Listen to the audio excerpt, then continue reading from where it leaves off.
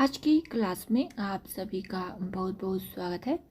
आज का जो प्रैक्टिस सेट है ये आधारित है आपका भक्ति काल पर। आइए देखते हैं पहला क्वेश्चन क्या है।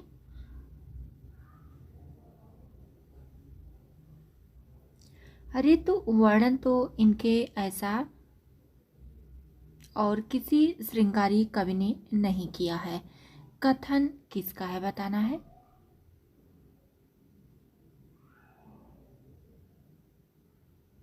पहला है डॉक्टर नगेंद्र, दूसरा है शुक्ल जी, तीसरा है नागार्जुन, चौथा है नामवर सिंह। यहाँ पर बताना है राइट आंसर क्या होगा। देखिए यहाँ पर आपका राइट आंसर हो जाता है ऑप्शन नंबर 2, शुक्ल जी।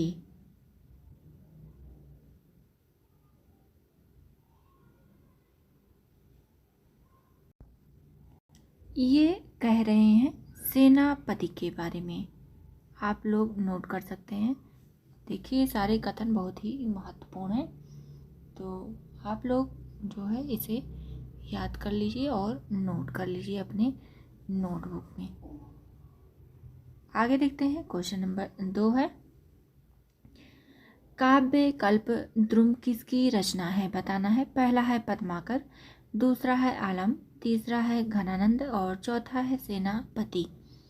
यहाँ पर बताना है राइट आंसर क्या होगा।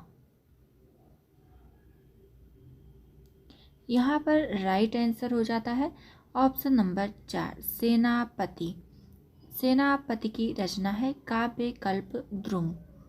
आगे बढ़ते हैं क्वेश्चन नंबर 3 की तरफ। देखिए जो लाइक नहीं किए हैं लाइक कर दें वीडियो को, और जो नए जुड़ रहे हैं चैनल को ज़रूर सब्सक्राइब करें और ऑल नोटिफिकेशन पर आप लोग क्लिक कर लीजिए, ताकि जैसे ही वीडियो अपलोड की जाए आप सब तक उसका नोटिफिकेशन पहुंच जाया करें। और आप अपने सभी साथी मित्रों तक यह वीडियो ज़रूर शेयर कर दीजिए ताकि वे भी जुड़ें और लाभ उठाएं। आइए देखते हैं क्वेश्चन नंबर 3 है, रस रतन किसकी रचना है। पहला है पद्माकर, दूसरा है पोहकर कवि, तीसरा है केशवदास और चौथा है देव। यहाँ पर बताना है राइट आंसर क्या होगा। यहाँ पर राइट आंसर हो जाता है ऑप्शन नंबर 2, पोहकर कवि की रचना है रस रतन। देखिए ये जो है ये आगरे के जेल में कैद थे। आगरे के जेल में ये कैद थे और वहीं कारागार में ही इस रचना को जो है ये लिखते हैं।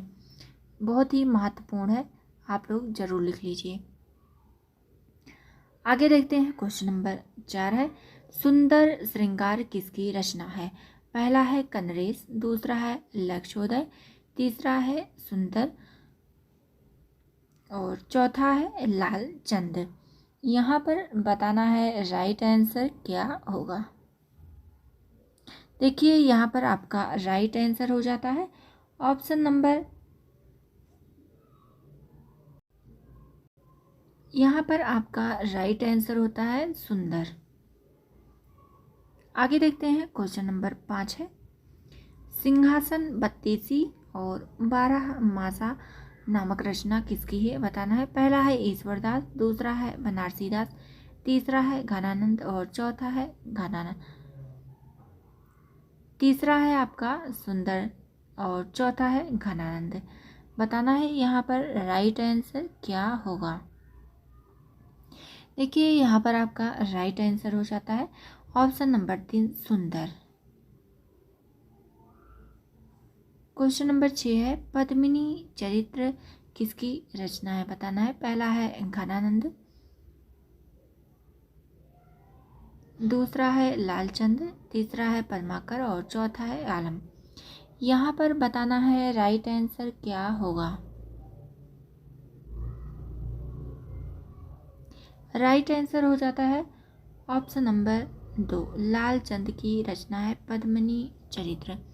देखिए जो पैटर्न बदला है इसमें नए रचनाकारों को और नई रचनाओं को शामिल कर रहे हैं। जो आपको पिछली जो है परीक्षाओं में देखने को नहीं मिली होगी। तो आपको जो है नई रचनाओं को और देखना चाहिए और नोट करते हुए आगे बढ़ना है। सत्यवती कथा किसकी रचना है? पहला है पद्माकर, दूसरा है बनारसी दास, तीसरा है ईश्वरदास, चौथा है घनानंद। यहाँ पर बताना है राइट आंसर क्या होगा।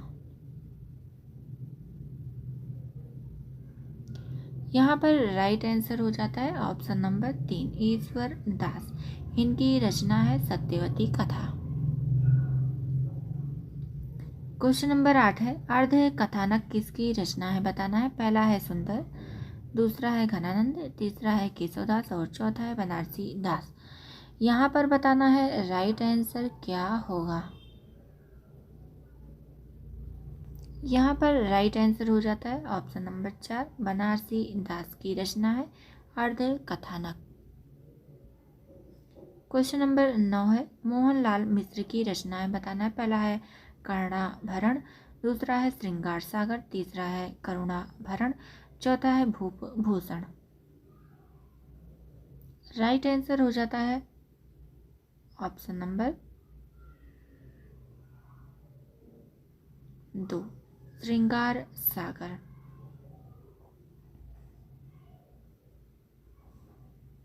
क्वेश्चन नंबर 10 है, कंदरेश कवि की रचना नहीं है। बताना है। पहला है कर्णाभरण, दूसरा है श्रुति भूषण, तीसरा है श्रृंगार सागर, चौथा है भूप भूषण।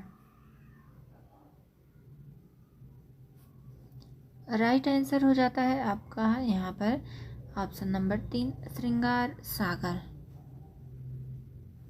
क्वेश्चन नंबर 11 है, शुक्ल जी ने रीतिकाल का आरंभ किससे माना है? पहला है भूषण, दूसरा है घनानंद, तीसरा है चिंतामणि, चौथा है केशव दास। राइट आंसर होता है आपका यहाँ पर right answer option number 3, Chintamani. Question number 12 है, चिंतामणि की रचना है। बताना है। पहला है काव्य विवेक, दूसरा है कविकुल कल्पतरु, तीसरा है काव्य प्रकाश, चौथा है उपर्युक्त सभी। यहाँ पर बताना है राइट आंसर क्या होगा।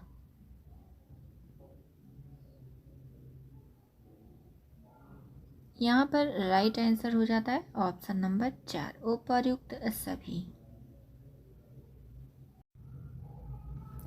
क्वेश्चन नंबर 13 है, काव्य के कितने भेद हैं? बताना है। पहला है श्रव्य, दूसरा है दृश्य और तीसरा है पहला और दूसरा, चौथा है इनमें से कोई नहीं। बताना है इसमें राइट आंसर क्या होगा।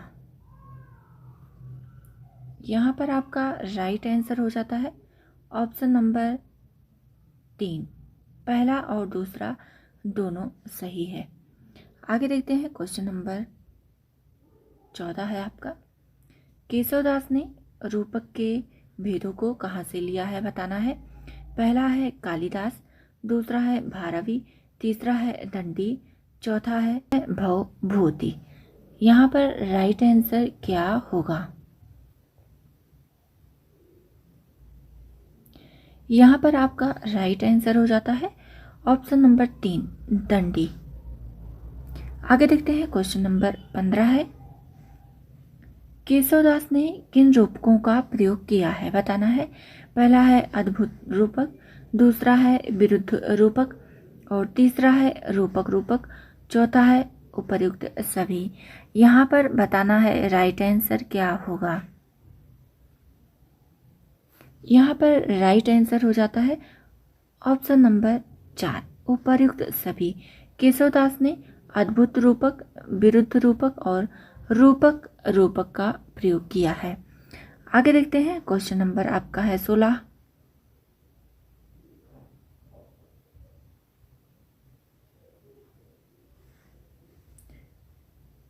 महाराज जसवंत सिंह ने भाषा भूषण की रचना किसके आधार पर की? बताना है। पहला है कवितावली, दूसरा है रतन हजारा, तीसरा है चंद्रालोक और चौथा है कवि कल्पतरु। यहाँ पर बताना है राइट आंसर क्या होगा। यहाँ पर राइट आंसर हो जाता है ऑप्शन नंबर 3 चंद्रालोक के आधार पर जसवंत सिंह ने भाषा भूषण की रचना की। आगे बढ़ते हैं, क्वेश्चन नंबर आपका 17 है।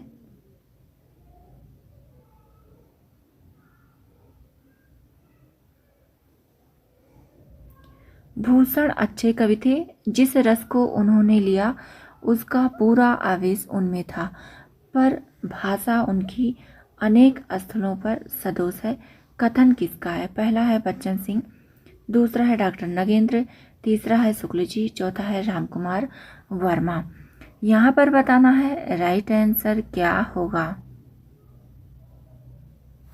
राइट आंसर हो जाता है आपका यहाँ पर ऑप्शन नंबर 3 शुक्ल जी का ये कथन है।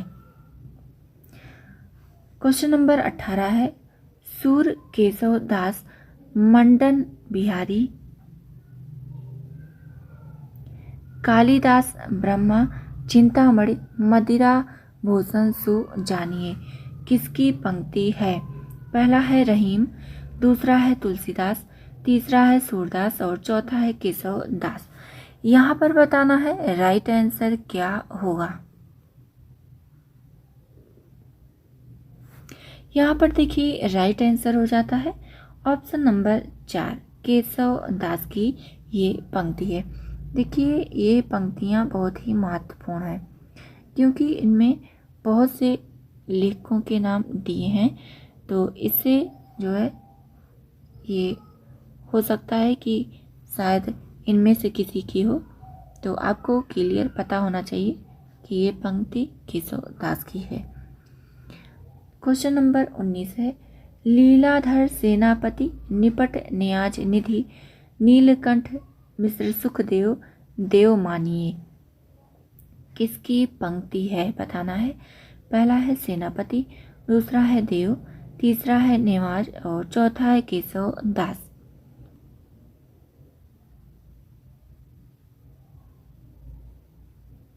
यहाँ पर राइट आंसर हो जाता है ऑप्शन नंबर 4 केशव दास की ये पंक्ति है। क्वेश्चन नंबर 20 है।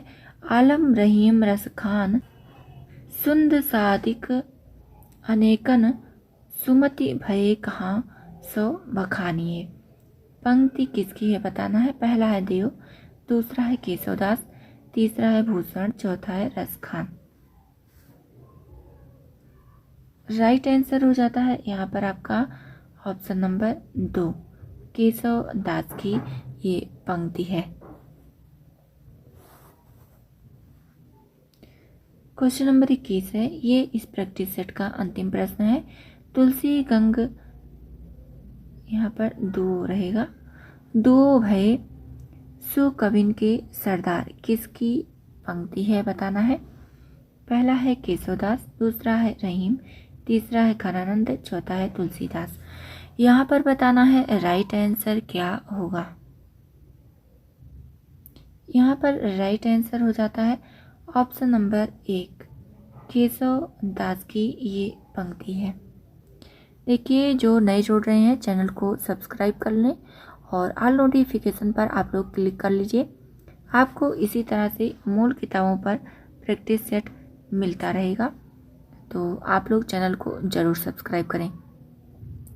और जो लोग लाइक नहीं किए हैं वीडियो को लाइक कर दें और अपने सभी साथी मित्रों तक आप लोग इस वीडियो को ज़रूर शेयर कीजिए, ताकि वे भी इस क्लास से जुड़ें और लाभ उठाएं।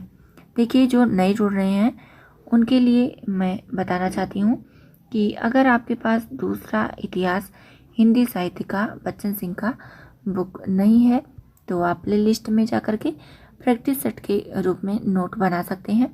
वहाँ पर प्रैक्टिस सेट आपको देखने को मिलेगा और क्रमवार आपको जैसे आदिकाल से लेकर के आपका भक्तिकाल, रीतिकाल और आधुनिक काल पर प्रैक्टिस सेट करा दिया गया है, तो आप वहाँ पर नोट बना सकते हैं। और साथ ही साथ में आपका आधुनिक हिंदी साहित्य का इतिहास जो है बच्चन सिंह की ये भी बुक है, जो कि परीक्षा के दृष्टि से बहुत ही महत्वपूर्ण है। इस पर भी आपका जो है प्रैक्टिस सेट करा दिया गया है और क्लास हो चुका है। आप वहाँ पर जाकर के प्रश्नों के साथ जो है प्रश्नों के साथ उत्तर लिख लीजिए ताकि आपका एक अच्छा खासा नोट तैयार हो जाए और आप उसे रिवीजन कीजिए। देखिए, एक बुक को पढ़ने के लिए हमारे पास टाइम जो है ज़्यादा होना चाहिए, और जो लोग हाउस वाइफ हैं उनके लिए ये थोड़ा मैनेज करना मुश्किल हो जाता है कि टाइम को कैसे जो है एडजस्ट करके वह अपने पढ़ाई को दें। ठीक है, तो उनके लिए ये मुझे लगता है बहुत ही रामबाण ये प्रैक्टिस सेट सिद्ध होगा, क्योंकि आपको जो 500 पेज का जो है हिंदी साहित्य का दूसरा इतिहास पढ़ना है वो मात्र 38 क्लास में मिल जाता है। तो आप समझ सकते हैं कितना संक्षिप्त रूप में आप सबके समक्ष प्रस्तुत किया गया है। और सबसे महत्वपूर्ण बात यह है कि एक भी प्रश्न आपको छूटा हुआ नहीं मिलेगा, कि कोई भी प्रश्न छोड़ दिया गया हो, चाहे वो आसान हो या कठिन हो। तो आप लोग जुड़िए और लाभ उठाइए, नोट बनाइए। जिन्होंने बुक पढ़ ली है अच्छी बात है, आप लोग जो है मूल किताबों का अध्ययन कीजिए और यहाँ पर टेस्ट दीजिए, और आप जो है अपना आकलन स्वयं कीजिए कि आपका कितना तैयार हुआ है, कितना भूल रहे हैं और कितना अभी और मेहनत करने की आवश्यकता है अभी।